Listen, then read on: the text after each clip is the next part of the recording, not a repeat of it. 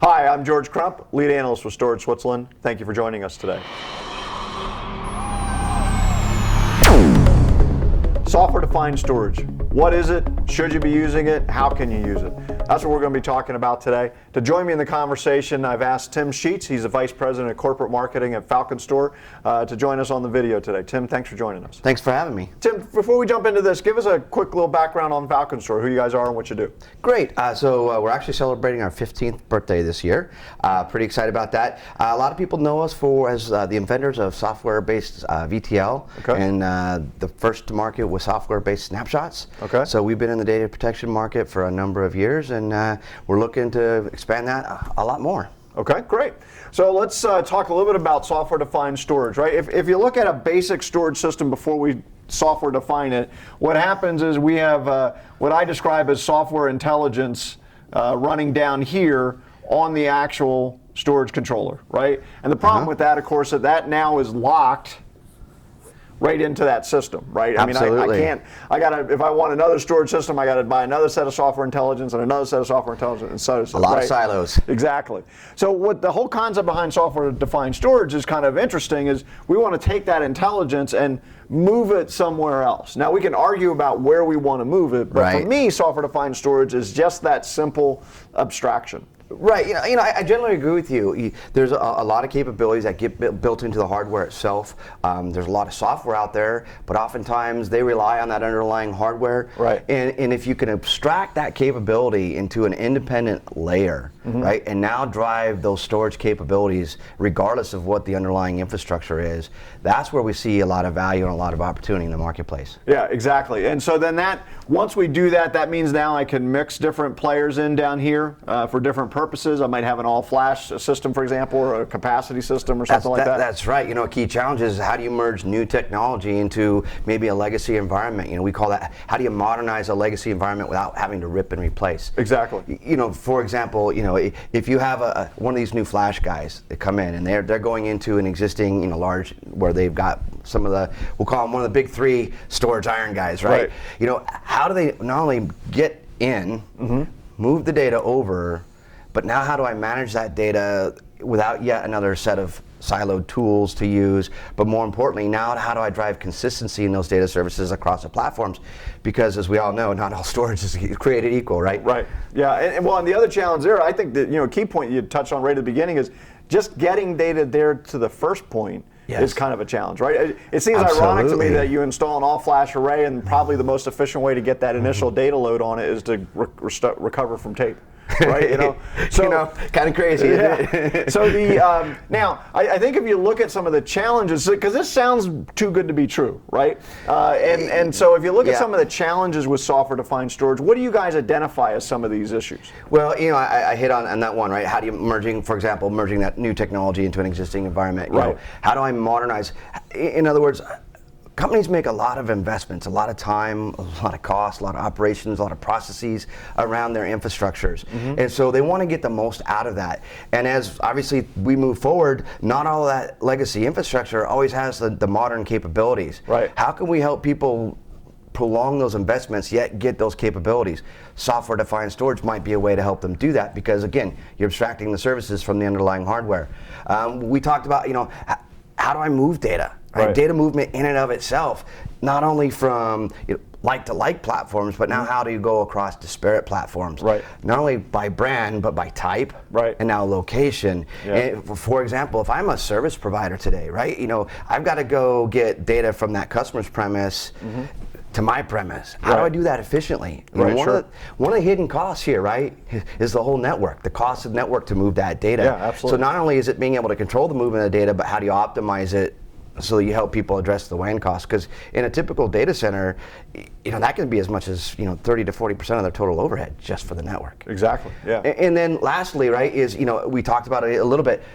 How do you begin to eliminate these silos? If you've got 3, 4, 5, 6 or more different types of storage platforms, not only do you not want to have to manage each one of those individually, that's a challenge operationally. Right. But you also have to think about, now, how do I have common sets of tools and capabilities so that I can provide a more consistent service out to my internal clients, right? Whether it's the applications or OSs. Right.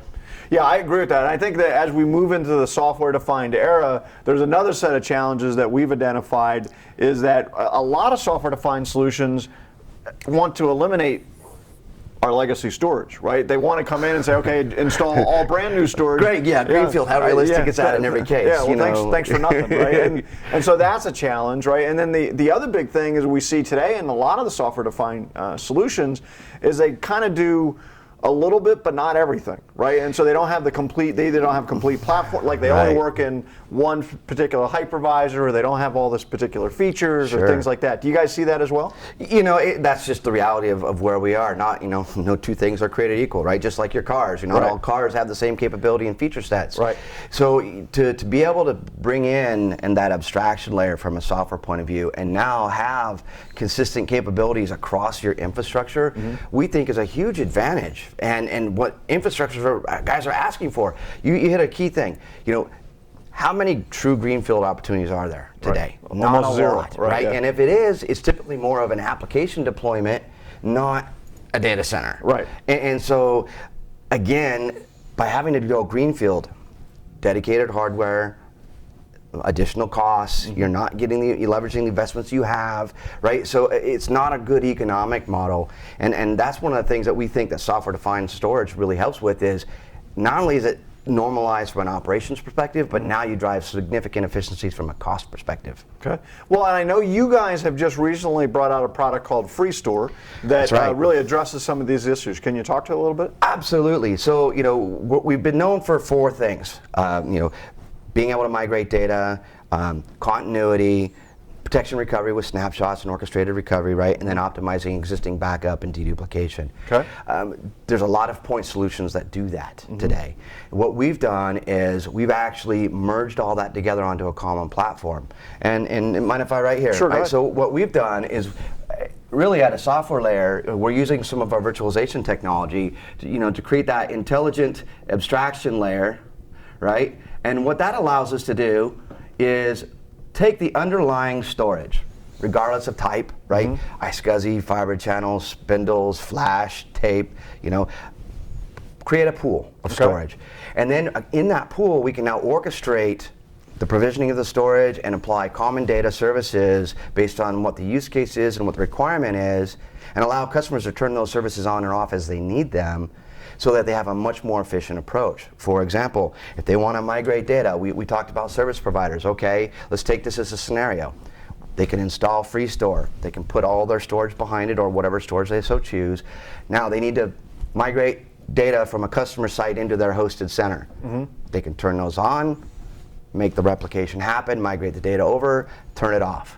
Okay, now that customer says, you know what, I have a new financial system that I need to have. It's got to have high performance storage, so probably flash makes sense. It has to be always available. I have to have active, continuous operations. Great. Now they can turn on our active clustering, continuous operations, provision that out to that application for that customer. Notice they want to use flash storage. Well, they've already moved it in. Now they can begin, you can see, they can start to right size the storage type and investment based on the business requirements, not what they're handcuffed to do. Right, so they could internally migrate as well. They could move from a hard disk storage to flash storage. They could, exactly right, or site to site, or platform to platform. Again, we've had software-based snapshots for years. So now customer says, hey, maybe I don't have continuous operations, but I still need to protect some of my other applications. Now that service provider with a common set of tools, regardless of where the customer is, he could protect at the customer, synchronously replicate back or asynchronously replicate back. He's got a choice of doing either or, right? He can go snapshot it locally for the customer, replicate it back to his data center, and then use our tape out capability and take that and put it out to tape for archive. Now we just enabled that service provider in this example to have a whole collection of tools on a common platform, one view, to now manage regardless of what the environment is at the customers or what he's doing behind the scenes. So we see that in terms of flexibility. You could think of it as now if I'm an enterprise or a large enterprise, maybe I have 4 or 5 different sites that I have to manage. Well, the way that we've architected Freestore, we've extracted everything from the storage layer, right? We can put either physically, a gateway at a local site, replicate back to a main data center. So, for example, a robo scenario, and a data center scenario, he's got common capabilities across both sites through one pane of glass. Yep. I can see all the underlying storage. Maybe I've got 6 or 7 different storage vendors that I'm using. Over time, it happens, right? You know, now I can see what storage I've pulled in. Right. I can see what's the performance between my layer and the storage itself. So is there an issue on the underlying storage? I can't manage that, but I can see what's the capacity, what's the utilization, what's the performance, what's the connectivity, is there a problem? I don't have to go platform by platform by platform. I get an aggregated view through one pane of glass. If we go back to those 4 challenges that we talked about earlier, you know, modernizing a legacy data center. You can see how you can now add data services regardless of the platform. You want to merge in new technologies. I can now pull flash in, move my data over from disk onto that new flash array, orchestrate the proper services. Right? If I want to help move the data from site to site, platform to platform, we can do that. And we can now see and manage through that single pane of glass from the underlying hardware all the way up through orchestration to the application.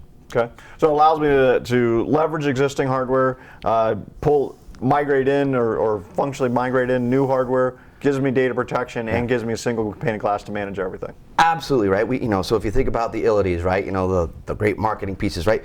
But it gives customers the ability to have agility, right? They can move things around as they need it. They've got the ability to, you know, improve in efficiency, right?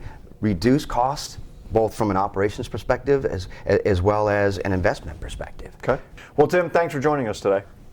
George, thanks for having me. You know, I think it's an exciting time in our industry. It's going to be interesting to see where software-defined really goes, but it's clearly, I think, a path forward.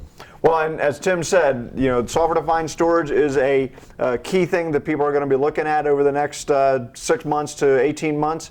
But what you really got to do is look for solutions that can leverage your existing infrastructure, that can allow you to migrate in or build in new capabilities as they come online, but yet keep a normalized set of storage services, while at the same time giving you a single view to all the devices in your environment.